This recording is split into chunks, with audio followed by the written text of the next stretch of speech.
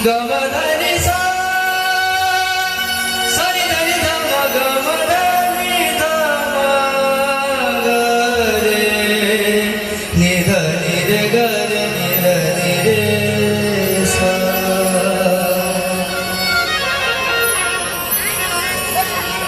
जगदम्ब अहि अवलंब हमर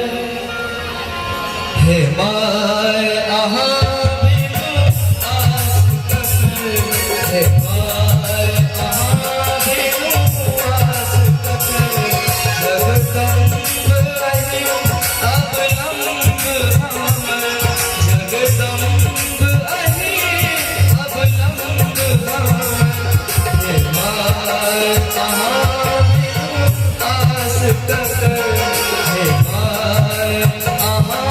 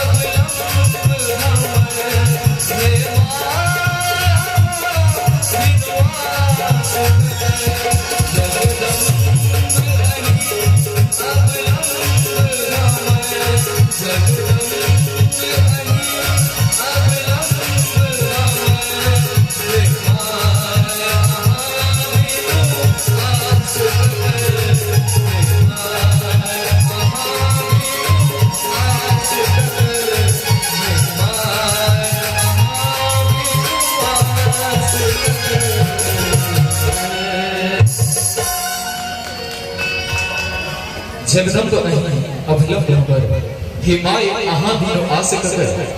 बड़ा सुंदर भगवती के चरण कमल में वंदन करे इस सुंदर प्रस्तुति के आनंद ले लो अपने सौगटे